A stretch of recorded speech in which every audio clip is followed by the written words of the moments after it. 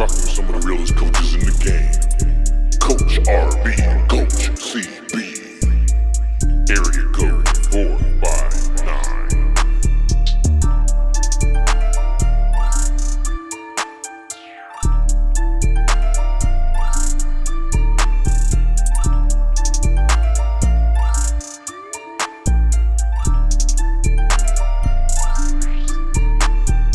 What up, area code 459? It's your boy, Coach B. I'm here with my co-host, Coach CB. What's up, CB?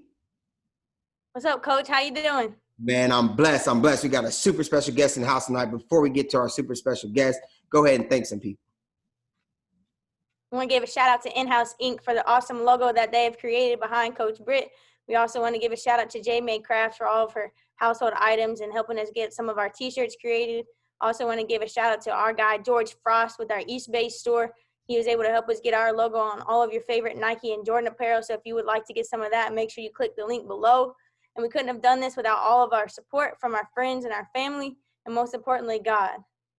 Man, like I said, I'm super excited. We got a special guest in the house. We're talking about the transition from child to adulthood. Before we get to the transition from child to adulthood, go ahead and introduce our guest. I'm super excited. This guy tonight, he is a graduate of West Virginia University and the University of Phoenix. His coaching career began with the Albany City Rocks program, where he has been able to coach on ESPN Top 100 Player. He has been able to coach a USA U18 player and attended all of the top camps across America. After 5 years, he was offered a position to coach at the University of Vermont, where he currently resides. While here, his team has been the first team to ever sweep all of the league's major awards. They have also set the conference record for most victories at 29 and were the only team to go 16-0 in conference play in league history. They have also been able to accomplish 10 consecutive 20-win seasons while Coach Tibbs has been here coaching and contributing. Now in his 7th season with the Cats, let's welcome to the show Coach Hamlet Tibbs. How you doing, Coach? I'm doing well. Thank you for having me. You're welcome. No doubt, Coach. Man, we're super excited, and thank you so much for being here tonight. We're talking about the transition. We're looking at going from childhood to adulthood.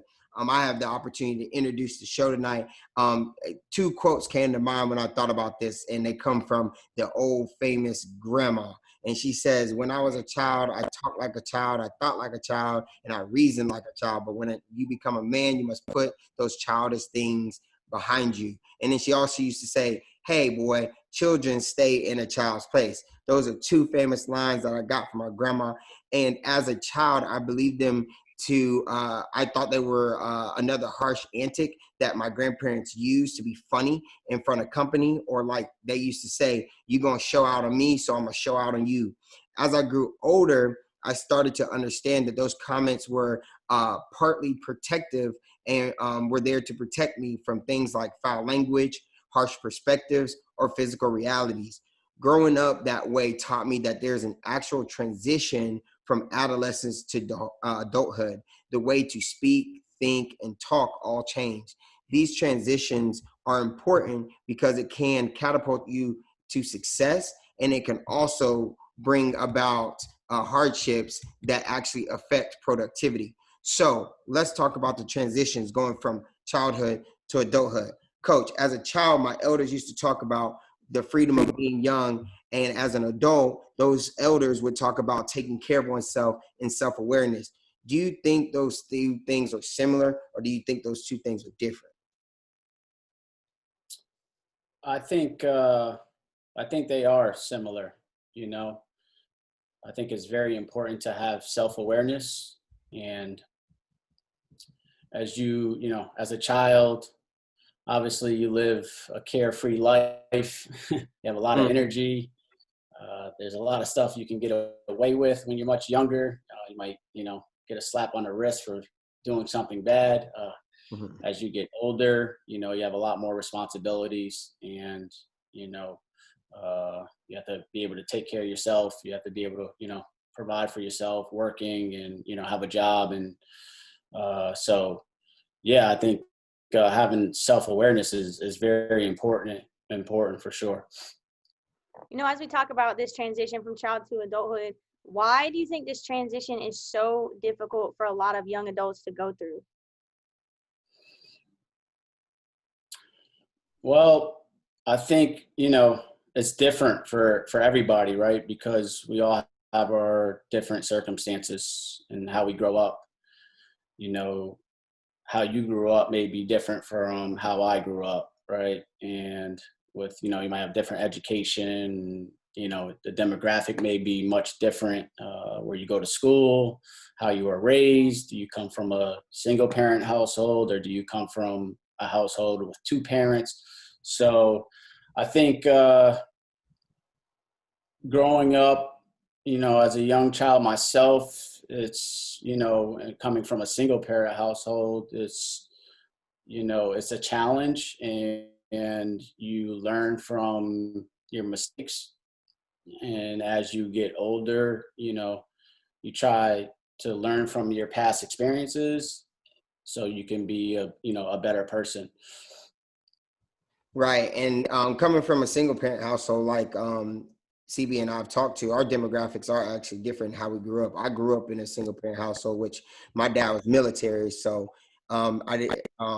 I guess when people say military, they also say militant, right? So he stayed on top of me, make sure I did certain things. But we also leveraged our grandparents to kind of bring that old school mentality to kind of like let us know, like, hey, this is the way of the world, and you can make something of yourself if you stick your nose to the grindstone. I remember one of our podcast guests I really liked when we had Coach Moulton from North Carolina Central on our podcast, and he said, hey, my grandma used to tell me to stay on the sidewalk because the streets ain't for you. You know what I mean? So it was kind of one of those things where, we leveraged the older folks and the elders to kind of stay on top of us. And then my dad also would leverage that militant, kind of like a military style, like, being really responsible in staying on top of the things and shaping life to be sometimes hard, but at the same time, sometimes really structured. I've seen many children take habits and transfer those same habits that they had as children to adulthood. What do you think some of the top lessons children and teenagers should learn before they become adults? Well, number one, for me, I think saving money, you know, learning how to save money, learn how to budget, learn how to finance, learn how to do your taxes. When I was younger, none of those things were taught to me. And, I had to learn the hard way. So I think that's extremely important in terms of habits, because as you get older, being able to manage your money once you start, hopefully getting into your professional career and you start making money, I think it's really important that you learn how to save and then learn how to budget, so you can set yourself up to be, successful for the long haul.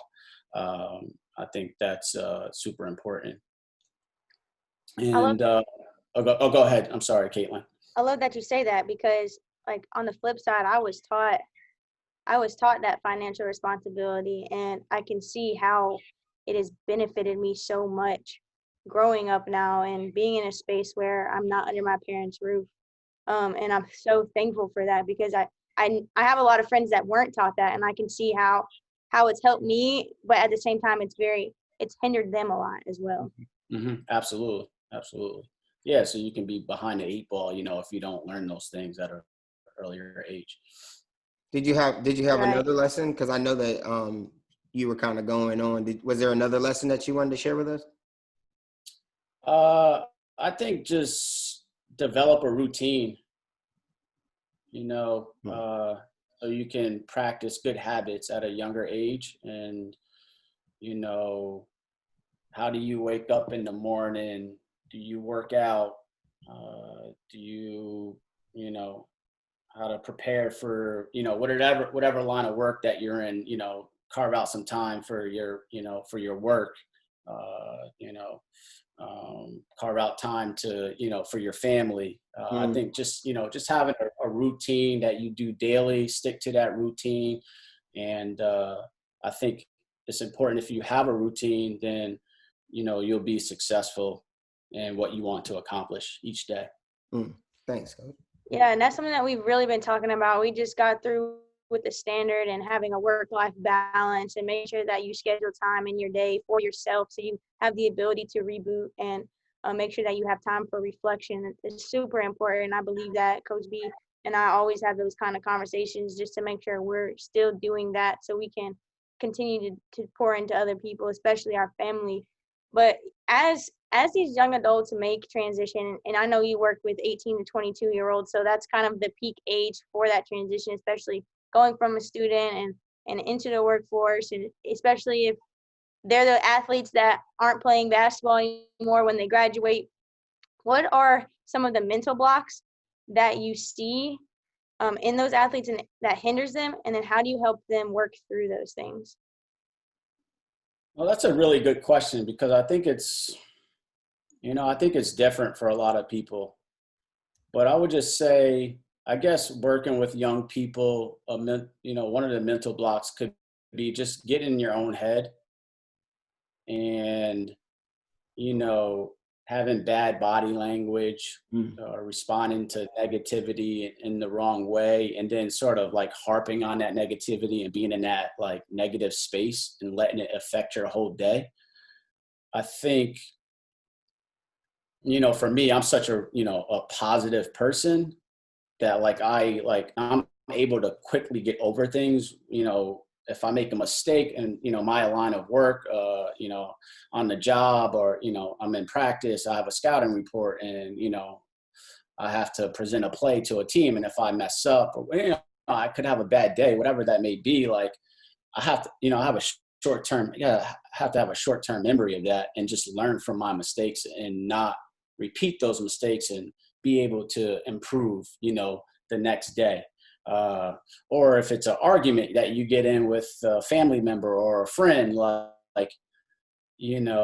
you can't let that affect your day, or you can't sort of, if you're going to work or if you're a student athlete, you go to practice and let that affect your whole mood and let that affect how, you practice that day, right? Because that could put a damper on the whole practice for the whole team because you're feeling a certain type of way, right? So I think just like not being in that negative space for too long and quickly getting over it, like having a short-term memory and using that negativity as fuel to be better in, whatever it is, whatever the situation may be better the next time. Got you. Coach, you talked about having that short-term memory and not being in that negative space, but I kind of want to, shift and continue on that vibe, but also I want to kind of review some things you talked about, especially for people that are listening. You talked about like saving money and budgeting, and you talked about making sure you have a routine. Like all these are things that, sometimes they don't teach you in school, you know what I mean? Like you actually just kind of have to learn it on your own. And it's kind of sad because sometimes you're behind the 8 ball and you're like, how do I get in a positive, in a positive direction? I was telling somebody, we were actually talking about real estate, and I said,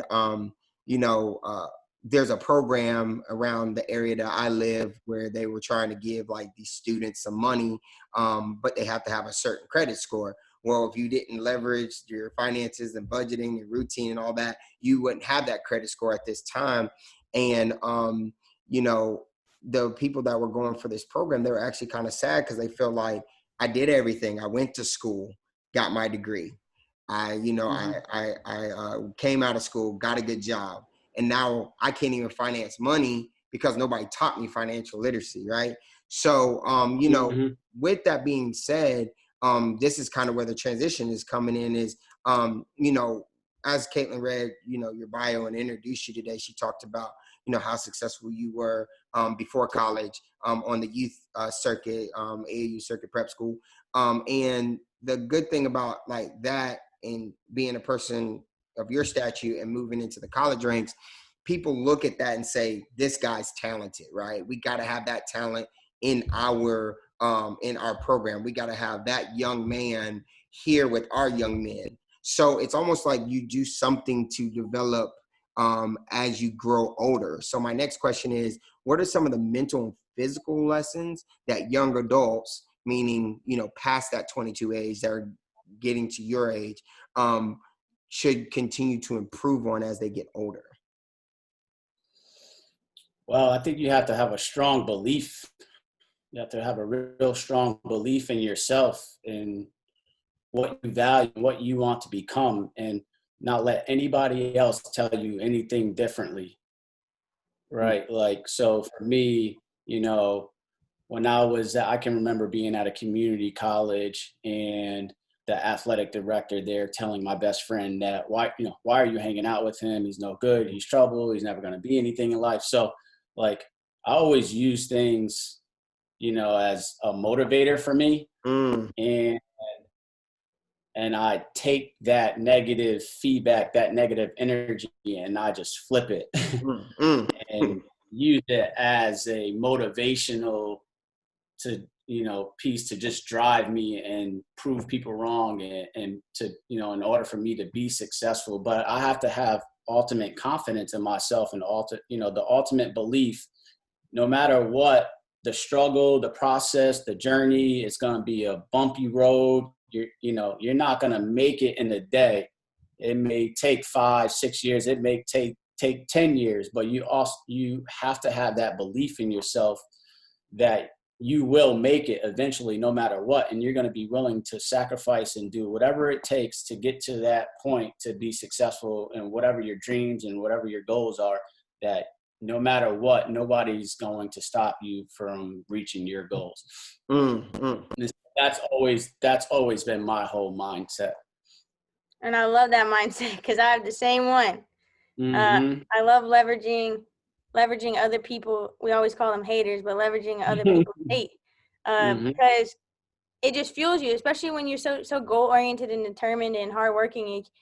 Nothing can stop you, and especially when they say that, it's just like, all right, I'm still gonna prove you wrong, even though like I'm doing this for myself, but I'm gonna show you like I can be whatever I want to be, and I don't care whatever you have to say. I'm still gonna make it happen. And like you said, it has to come from self-confidence, belief, knowing your values, knowing who you are, and not allowing other people to dictate that. Like we were just having a conversation with Jason Wells the other day, and he said a lot of times people think about themselves based on what they think other people think about them, and it's so hard when you have that mentality because now you're assuming what other people think, and then you're basing your own thoughts on an assumption instead of fact.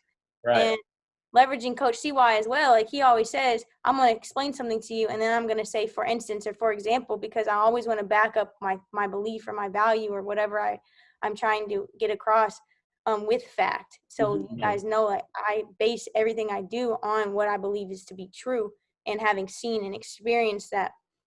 But as you just answered the last question, this one's kind of similar, but are there any techniques that you have used or discovered to make this transition more successful? I think I don't cater to an audience, and you just have to have a passion and find something that, you love to do, right? And once you find that passion and once you find that love in something that you love to do, just put your head down and attack it and go. And, it's like, you put these blinders on and you just go and like, no one can stop you. And so, I just would say, just like I said, it's, it's all the same thing, kind of what we're talking about here. It's like, don't cater to your audience. Don't let there be any distractions in what you're trying to become or what you're trying to do to be successful. Fire me up. He said, head down, attack, and go. Coach, who do you coach on the court? Who are you responsible for? I work with, positionally, I work with the forwards. Right. You can just tell. It's like, you got to go. Although I was a point guard in high school. Right. Put that head down, attack and go. Right. Attack and go, man. Right. Stop playing on that wing with him. Hey, if we close out, I was looking at a highlight of KD with the swing through on LeBron in the finals. Boom, caught him, slipping, boom. That's the forward mentality, man. But I like that. Put that head down, attack and go, and not catering to your audience, man. Caitlin and I know this all too well, especially me, man. I don't really leverage haters, man. But what I will tell you this, in that conversation that we had with Jason Wells, it made me, start thinking that I actually been meditating and praying a little bit extra these last couple of days, because what I caught from it was reflecting on my life. I'm 33, reflect on my life, looking back on some of the things and saying, man, did I do all of this because I wanted to fit in a certain audience? You know what I mean? Did I play all these sports? Did I go get these degrees? Did I, take this job or stay in this job too long? Things like that. And, I sit back and I was like, man, that is a maturity thing. I feel like I've gained more maturity from age 31 to 33 than I had from age 18 to 31. Because, at some point it was, you were doing all these things and maybe overwhelming yourself, maybe not taking the time to reflect, maybe taking time away from your family, doing some of the things that, basically gave more people power over you. I used it as more of now in the last couple of years as maturity, like I've grown up. And that's my next question. I want to talk about maturity. Would you describe the role of maturity in a person's growth and success, or how would you describe the role of maturity in a person's growth and success, especially when it comes to society, family, and the business world? I think, you just have to go through trials and tribulations, from, the whole progress from adolescent to adulthood, right? You're going to, you have to be able to learn from the good, learn from the bad. You make mistakes, learn from those mistakes, and it's just trial and error. And as you get older, obviously you have more experience. And you learn a lot, and you start to think differently, and you become more mature as you get older. But for me, I think just always, you're always trying. For me, I'm always trying to just improve myself, improve my growth as a person, and just trying to learn as much as I can. Like I said, we talked about it earlier. I came from a single parent household, so I was raised by my mother, and my mom got divorced from my father when I was 11 years old. So I had to kind of figure out a lot on my own, as I grew and got older and learned from different experiences and being in, different situations. And, my parents, I think, my parents didn't have an educational background, neither one of them had a college degree.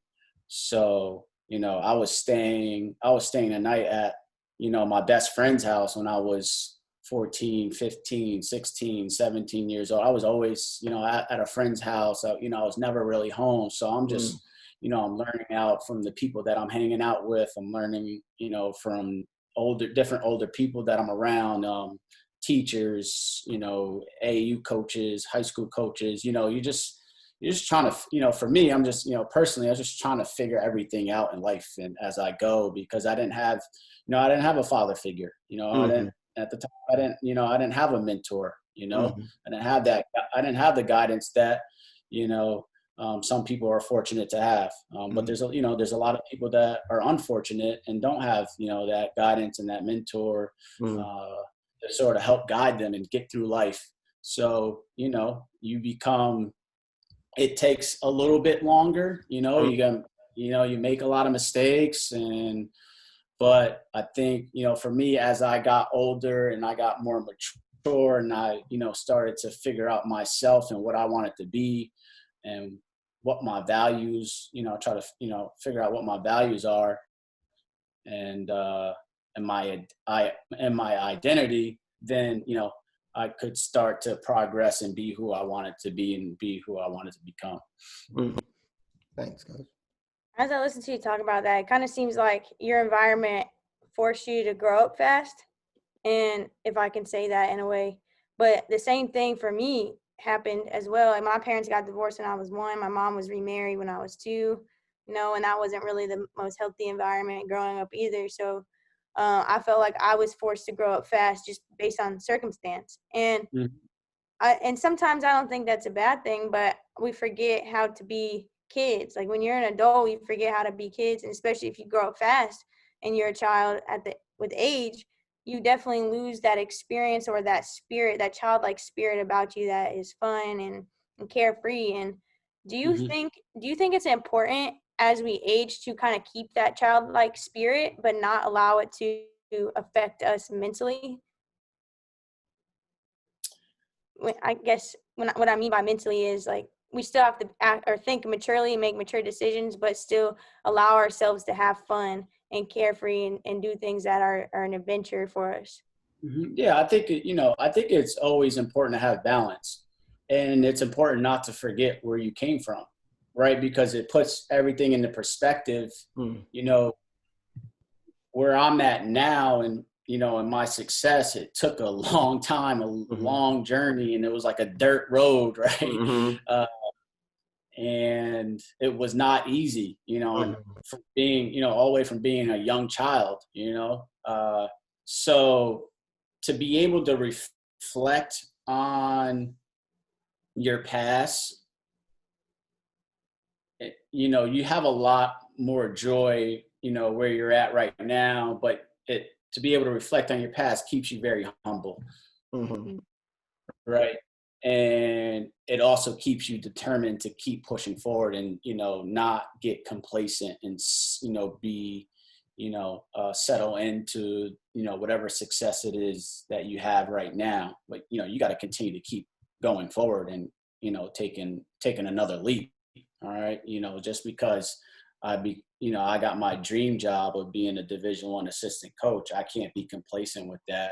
Right. I have to keep going. There's a lot more that I want to accomplish. I have a lot more goals. So I think, I just think, you just have to have a good balance, and, it's okay to be able to reflect on the past because, like I said, it keeps you humble. But, you have to be able to enjoy the fruits of your labor as well. Right. Like, we all work hard to where we got to, and, it's okay to go out and, have a good time and take some time for yourself and do things that make you happy. Good.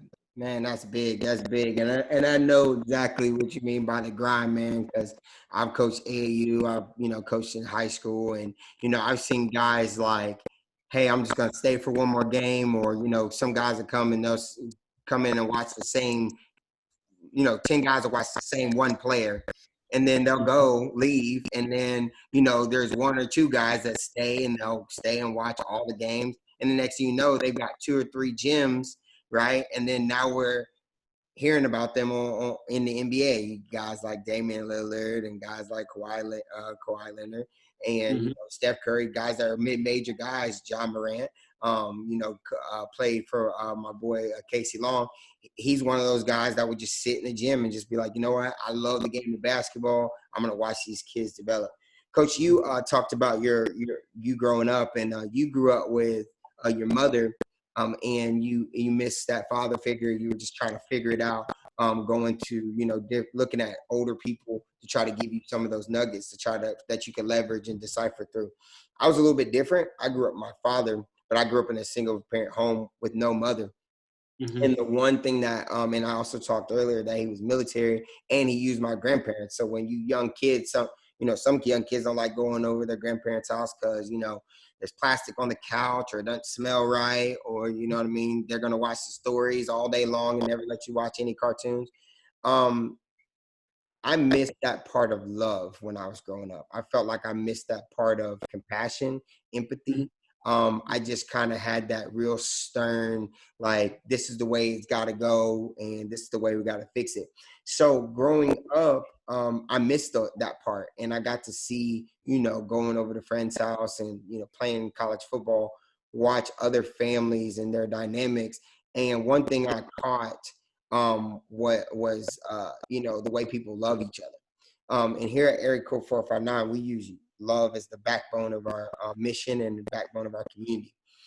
do you believe that teaching children to be selfless and not transactional with their actions and relationships sets them on a pathway for success? To not be transactional. Yes. Yes, I do. You cannot build a relationship with somebody and expect to receive something in order to give something. Mm. So, like, relationships are very important to me. Mm-hmm. You know, because of me growing up in a single parent household, and I have a small family, right? You know, just my mom, my sister, my 2 nephews, and that's it. Mm-hmm. Everybody else, you know, there's no one else. So I really thrive on relationships, but the relationships that you build, they have to be authentic. Mm. And you can't be looking for handouts, right?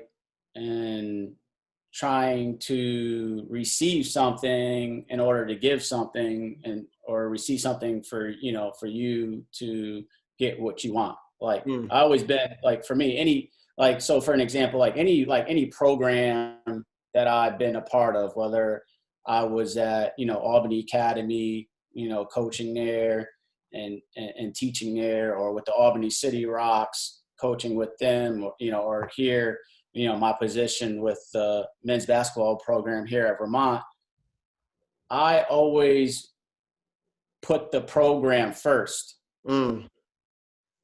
and go above and beyond my responsibilities.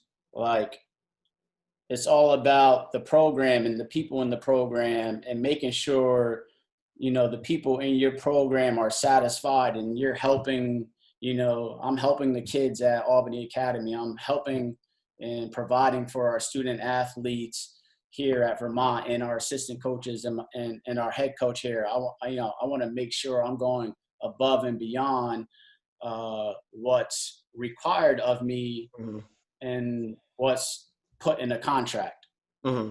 Right.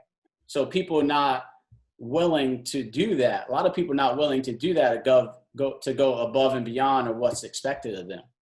You know, they just, you know, people want a handout, they expect things, and that's not me. That's never been me. So, like, I'm always, you know, I'm a giving person. I always want to give, and none of my relationships are transactional, and that's just a part of my, you know, my DNA and how I, you know, just who I am as a person, you know. So I think it's important to build authentic relationships with people and not expect things from them, you know. Right. And I really like that you said that, because you know, I had to learn that the hard way, because it felt transactional in everything that I went through, you know, as a child, getting a scholarship. When I got to college, it felt that kind of way. Then when, you know, I started having my coaching job, and they said any good coach that gets a job, he get ready to lose it at some point. You know, every coach has been fired at some point. So it always felt transactional. But then I started to look at, you know, even my faith felt that way at some point. And I was like, you know, if that's the way that this is supposed to go, then I'll never get to where I want to be. So I actually started, you know, like about 2 years ago, like I said, started saying, you know, relationships over transactions, like build a relationship, you know, not have it transactional, not be expecting to receive something. And the lesson that I got from it was that it will help you continue to build more relationships, and more authentic relationships. One of my call outs would be, if I had to call one out today, that I have 2 of the best purpose partners in the world. You know what I mean? Like, this is the first time I've ever felt that my purpose partners actually align. Like my best friend and my fiance. It's like, you think to yourself, you're like, at sometimes you know, your friends, or you're good with your friends, but you're bad relationship at home, or you got a good relationship and you got terrible friends. You know, this is the first time that I've actually had them aligned. So that not being transactional is definitely a big thing. Coach, at the end of our podcast, we always like to come to a huddle. You've been in plenty of huddles, and we call this our call to action. This just gives you an opportunity to just, give one last call to the episode, or also call out something that you might want to add to it as well. We'll start with CB, and then Coach, you can go, and then I'll finish up. Go ahead, CB. I want to say leverage the positives. Always find something positive in every situation. And when you're serving others or you're in a situation, go above and beyond for whoever you're with or whatever situation you're in. Awesome.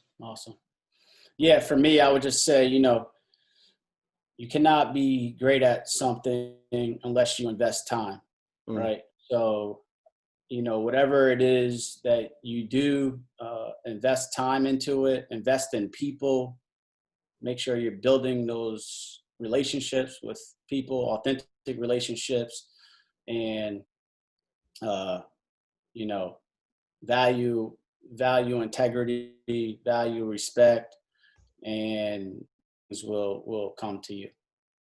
I like that. And I like how, CB, you said, look at the positive. And Coach, I like how you said invest time.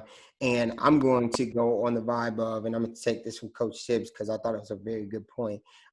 Build your routine.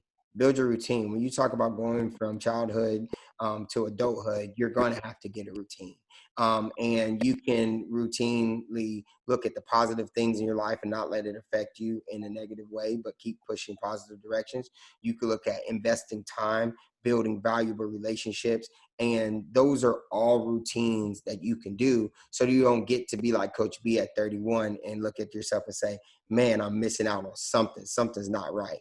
But at the same time, I would definitely say make your routine. So this week, find a way to look at something within your life that you want to change, build a routine.